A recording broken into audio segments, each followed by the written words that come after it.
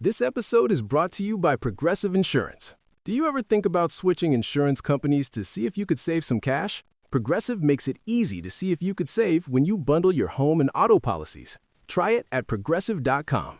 Progressive Casualty Insurance Company and Affiliates. Potential savings will vary. Not available in all states. This episode is brought to you by Framer. It's summertime, folks, and it's safe to say that people are going to be using up their vacation days, as they should. But that doesn't mean your business needs to slow down. Framer is here to help get things done, at least when it comes to your website. They make building and updating your site a breeze. So, even if your engineers are out catching some waves, your marketing team or you can make the changes you need right away.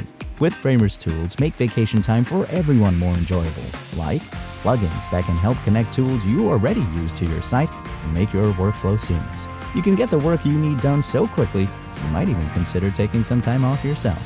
Build a site the way you want, when you want, with a website builder companies like Miro and Perplexity rely on.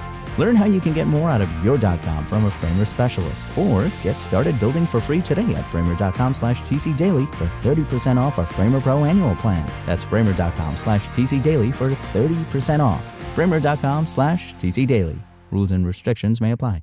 Around this time of year, a lot of our kids kind of get stuck in school. They're just tired and shut down. So I encourage you to check out IXL to jumpstart your child's love for learning. IXL is an online learning program that can be used by any student from K to 12, whether they're struggling in a particular subject or homeschooling. IXL uses engaging video tutorials and positive learning games that teach your kids the way they learn best and give your kids control over how they learn and what they learn about. And you know our kids love that. Your kids can explore any topic in any grade level. Our kids thrive on positive feedback, and IXL consistently reinforces success. Make an impact on your child's learning. Get IXL now. Calm Parenting Podcast listeners get an exclusive 20% off an IXL membership when you sign up today at IXL.com/Kirk. Visit IXL.com/Kirk to get the most effective learning program at the best price. So we are getting inundated with emails, with questions on Instagram. Help us survive the summer. What would you focus on over the summer? And my answer would come down to two things. One, I want to rebuild your family life and reconnect with your kids after a stressful school year. And I also want to build your child's confidence. Most of you with strong-willed, neurodivergent kids are in school for 9 months out of the year. And many of your kids, they just aren't great at doing school. And the school system tends to expose all of your kids' weaknesses, all the stuff they're not good at, and they don't reward the things that your kids are good at. Well, how do you build confidence in life? Confidence comes from competence, being good at something. So I want to share 6 ideas with you. I know you're not going to like probably 3 of them, and those are the ones I want you to focus on more. So number 1, oh, by the way, this is Kirk Martin, founder of Celebrate Calm. I didn't do my regular thing, and I'm not re-recording this because I've struggled with this one, and I'm practicing imperfection. So that is what we're going to discuss on today's episode of the Calm Parenting Podcast. So welcome, this is Kirk Martin, founder of Celebrate Calm. You can find us and the big summer sale at celebratecalm.com. So number 1, play, get outside.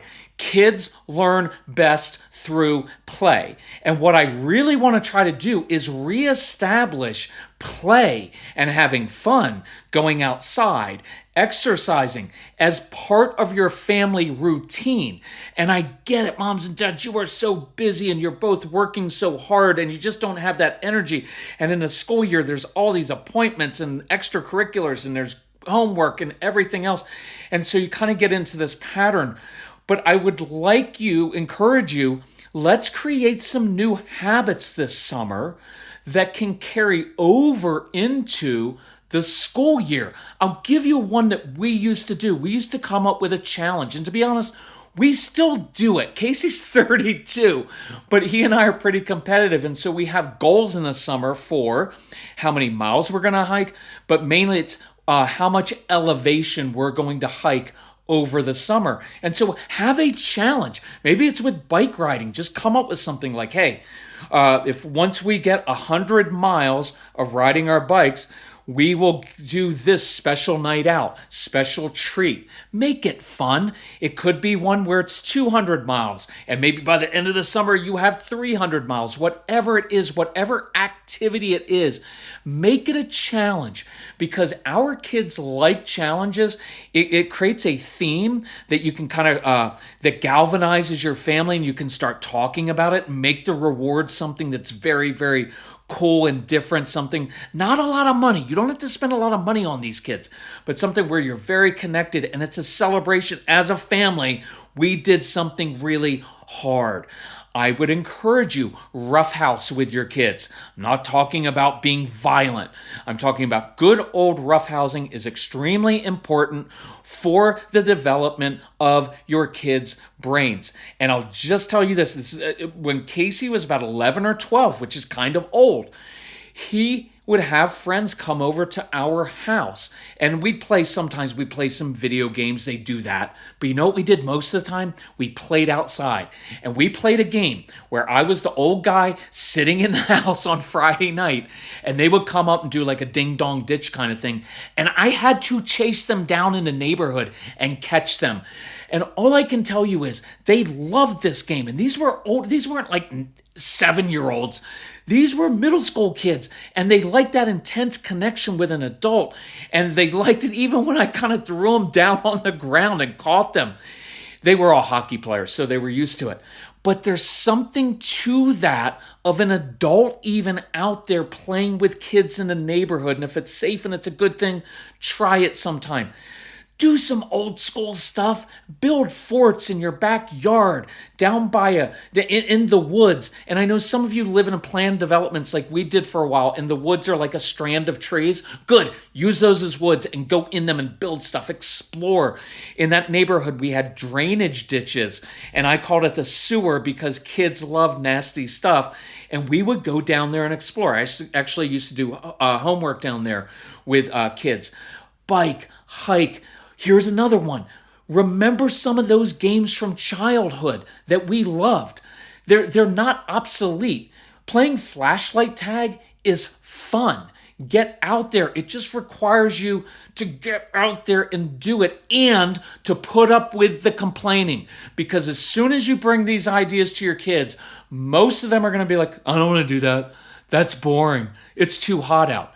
You have to lead, lead, lead. We did this with 1,500 kids in our home, and I had them outside all the time, and they always would complain. It's too hot. I'm tired. My legs are going to fall off. Do not turn around and try to convince them that it's wonderful and important to be out in the fresh air and in the sunshine, and you need to get extra. No convincing. No, none of that. You just lead, and they will eventually follow. You just have to put up with that initial resistance to it without getting frustrated. You can get frustrated if you want, but don't turn around. You lead them. And in doing so, here are some things that are going to happen. You are going to model for them that being outside can be fun. And you're going to be modeling that we're not on screens all the time. So I do want you to play a lot, even play too much. Stay out too late some nights past their bedtime because you're having fun. Spray down the backyard. Look, if you don't have a slip and slide, which we didn't have as kids, when my dad went on business trips, we would wet down the backyard, hose it down, and play football back there because it's fun when you're a kid and you're sliding there. And we only did it when he was away because we weren't dumb. He was a very rough man. And so, look, side note, I don't want you to feel pressure to give your kids really expensive vacations. Look, I'm not trying to be the old guy, but parents today, you're stressed working, and then you spend so much money for little kids to go do things. Don't do that unless you really want to and have the money. But I don't want you to be stressed, and I also don't want you to get resentful. You know, we paid all this money to bring you here, and then you complain. Because strong-willed kids, that's how they express themselves, and they process disappointment, is they will just complain about the vacation the whole time. So you don't have to do that, but play a lot this summer. And by the way, if your kids don't go out there and say you're married, you and your spouse go out. Play and have fun and laugh and let your kids like look through the windows, right, at some place they haven't been for a while outside, and you're laughing and you're having fun, and maybe you get a pizza and you eat pizza out on the lawn doing it. Then they'll come outside. Okay, number 2. Quick one, because I kind of covered this. Some of you have kids who are going away to camp and they're going to struggle with anxiety. It's a new experience. So remember, try to form a positive personal connection with the camp leader. If you can arrange that sometime, email them ahead of time. Get the camp counselor or leader to give your child a specific job to do. I just did a whole podcast on overcoming anxiety, so listen to that one. Because if your child shows up at camp and has a job to do, feeling helpful and needed, that'll help a lot. If you know a friend of your child's who's going to the camp, ride together. That familiarity is really, really helpful. Now, you can do camp at your own home, because we did this every summer for a decade with whining, complaining, strong-willed kids. And so we had themes. It may have been like certain days or certain weeks were about Italian. Okay, we're going to study Italy, so we're going to have Italian food. We're going to learn some Italian swear words. Kidding. We're going to do all kinds on music, construction, because our kids like to build. And you know what we would do? We would ride our bikes to a local construction site every day, and the kids would watch them build. And these kids are very good observers, and we would talk, and we would have snacks, and it was really cool. So your theme could be around sports. Service projects are really, really cool because your kids have big hearts. So is there a neighbor, an older couple, or someone who just had surgery, someone who has cancer, and your project could be you go down and you do some landscaping for them, or you clean out their garage? That would be an awesome thing to do with your kids. I do recommend this. I know they're not asking me to do this. They're a sponsor of the podcast, but I believe in them a lot. KiwiCo, KIWICO.com and /calm. You'll get a discount. But they have a summer adventure series. You get your kids receive in the mail really cool projects in science and engineering and very creative things that they can build and put together. That would be awesome to do together. Okay, number 3. You're not going to like this, which is why I want you to do it even more. Practice boredom. I want you to purposefully have some days, or hours at least to start, where your kids are bored and you don't fix it for them. And I'm not trying to sound like the old guy, like, when we were kids. Not at all. But it is a very important thing for your kids to learn how to solve their own boredom, because what it does is it cultivates their ingenuity, their creativity, their imagination. And so I would purposefully do this. When we had those camps, there were some days where I just said, today it's going to be camp boredom. And the kids would be like, what are we doing? Nothing. I have nothing planned. There's a cardboard box there and it has all kinds of miscellaneous junk in it. So you have 2 choices. You can be bored the rest of the day, and I'm okay with you whining and complaining because I'm not responsible for your happiness. You are. Or you can dig into that box because you guys are really creative, and I believe you're capable of overcoming this for yourself. And I want you to do it for your children because it is a lost skill. Look, remember when we were kids?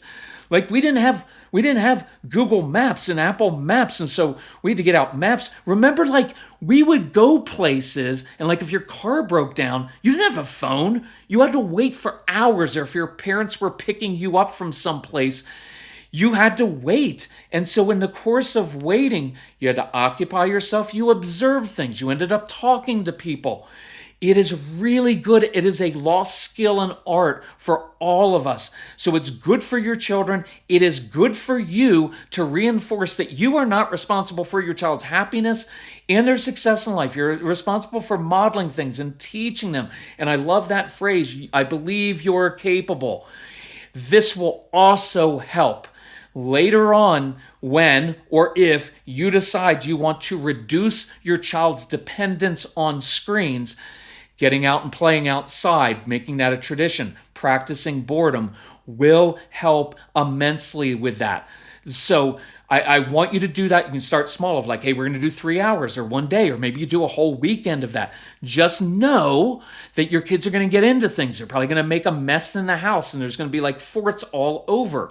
So you need to deal with your own triggers. Sit in that. Listen to that podcast we just did in early May on overcoming your triggers. Okay, Practice boredom. It is an awesome, awesome thing to do. So how many of you are like us and you end up not using your outdoor space because the patio or porch is an eyesore, that old grill doesn't work? We have long winters here, so we have to maximize our outdoor time in the spring and summer. So here's what we did. We went to wayfair.com. First, we got party lights to string outside. Why? Because it makes the space festive. It invites us outdoors more. And then we found this comfy bench with storage underneath. It's kind of the perfect mix of comfort and convenience. It's one reason we love Wayfair. We can find everything for outdoors and indoors in one place. Plus, we always get fast, free, reliable shipping with Wayfair. So, how can you transform your outdoor space within your budget? Get prepared for patio season for way less. Head to wayfair.com right now to shop all things home. That's WAYFAIR.com. Wayfair, every style, every home. Okay, here's an easy, healthy habit that will make you and your entire family feel better. I like easy stuff. For the next couple weeks, mix Cure Hydrating Electrolyte Powder to your water to start the day, and then see how you and your kids feel. I am the Cure barista in our home. Mrs. Calm loves the peach mango, but my berry pomegranate, it feels like an explosion of flavor and energy without the crash. We love Cure because it's clean, natural hydration. No artificial ingredients, no added sugars, and it's built on the same formula used in IV hydration therapy. Cure makes water actually work. If you forget to hydrate, or if you want your kids drinking something that's good for them and tastes great, then make Cure part of your mornings and afternoons like we do. Go to curehydration.com and use promo code CALM for 20% off your first order. That's curehydration.com, code CALM for 20% off your first order. We know homework time can be incredibly stressful with our kids, so consider getting a tutor, an outside voice your kids will listen to with WYZANT. WYZANT is the nation's largest network of tutors, with more than 65,000 expert tutors across 350 subjects. WYZANT makes it easy to get personalized, one-on-one online support for your child that fits your busy schedule and budget. WYZANT makes it easy to find the right tutor. You can browse profiles and read reviews. And your first hour is protected by WYZANT's Good Fit Guarantee. No subscriptions, no costly packages, just the help you need when you need it. Help your child succeed in school and boost their confidence with WYZANT. Go to wyzant.com, that's WYZANT.com, and book your first lesson today. And just for Calm Parenting Podcast listeners, use code PODCAST15 to enjoy $15 off your first lesson. Visit wyzant.com and give your child the tools they need to thrive. Number 4, and I really like this one too. Put your kids in situations in which they have to learn how to make decisions. Look, we have this thing of like, well, I want my kids to follow directions. You don't learn from following directions. You learn from making decisions. And I have 2 things here. One is have them start a little business. Let's just take an idea of like a little lemonade stand. Well, you have to really think through what kind of lemonade. Am I going to have some different flavors of lemonade? What is my sign going to say? What is the pricing of that lemonade? Where are we going to locate the stand so that we can get the most traffic? You have to make decisions when you do things like starting a business. And I stop at every single lemonade stand I've ever seen. I stop because I like encouraging young entrepreneurs, but I also often talk to the kids and I'm like, man, you got to up your game. This lemonade is not that great. What if you added oranges to it? And make your sign better. Your sign's in all yellow. I can't read it. So we'll talk about that, but teach them because you're learning how to make decisions. Now, here's a weird one, and it's be mischievous as much as you can. Now, things like Ring doorbell have ruined childhood. When we were kids, we got away with a lot of stuff. But just think, when we were kids and we were being mischievous, just think all the thinking that went into it. Okay, we have to think this through, strategic planning. What are we going to do? We had to use some imagination and creativity. We had to think about and weigh the risk, right? Like, what if we get caught? What's going to happen to us? What is the likelihood we're going to get caught? And how do we get around getting caught? My brothers and I, we grew up in very much a very boy neighborhood, and we were all athletes. We used to hit cars with snowballs. I know it was wrong. But my dad would ice down the backyard. So we knew if anybody got out of their car and chased us, we knew that there was ice under the snow and we could run appropriately. And so I'm not saying that was right. I'm saying that it was fun.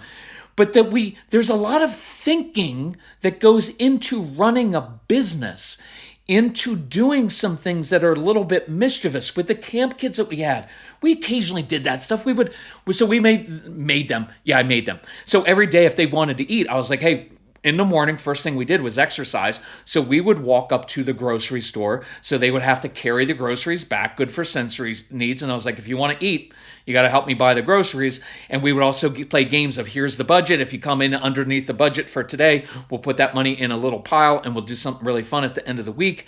But one day I said, hey, let's race with the shopping carts back to our house. We weren't going to steal them, but on the way back, a police officer actually with his lights on came and pulled us over on our little side street. And he's like, hey, Safeway's concerned about people taking their carts. And I said, I'm sorry, officer. And it was awesome because these kids got to have this conversation with this police officer. And one of the kids, when he first pulled up, was like, everybody run. And I was like, dude, you're an idiot. So, but it was such a good life lesson. So do some of that stuff with your kids. Number 5, I encourage you, this summer's a good time to reset your family relationship because you've been so stressed, and give kids ownership. So this idea actually came from a mom and dad, and this is what they did last summer. It was really cool. They said, hey, consequences are not working in our home. Our strong-willed child is in trouble all the time. So they actually took our programs and they let the kids listen. And they told, because they've got 2 kids, and they said, look, we want you to listen to this. And then you tell us 3 things you want to change in the home. Now, it's always subject to the parents, right? Kids don't run the home. But it was really interesting. One of the things that they came up with, because they listened to the Discipline That Works program, and on there is an idea of having a trigger board. And they said, Mom and Dad, let's get rid of the behavior chart. You know what was really sweet? The one kid said, Max, his brother, is always in trouble. This isn't working. Really insightful. So the whole idea is we're going to replace the behavior chart, which is just measuring outward behavior, and replace it and have a trigger board. What triggers everyone in this family? And they started playing a game of guess each other's triggers. And they said the amazing thing was how insightful their kids were into their triggers. They knew that, like, if they left their bike on the lawn, Dad would be really upset because when he was a kid, if you left your bike on the lawn, you lost it. Dishes in the sink, all those things. But you know what else they noticed? They noticed how they, as a married couple, triggered each other. These are really observant kids. But here's what this family did. They normalized it. Hey, everybody, Mom, Dad, each of the 2 kids, we all have our triggers.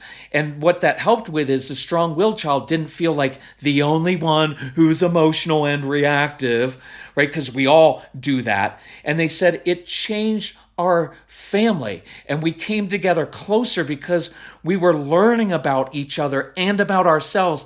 And our kids now know what their triggers are, and we problem solve with them different ways to handle it. I love that idea. So if you have our programs, let your kids listen. We do have, one of the programs you get is Casey's called Straight Talk for Kids. He teaches them how to control their impulses and emotions. And the ADHD University one would be fantastic to listen to before you go back to school. So, number 6, build your child's confidence. We talked about competence, being good at something.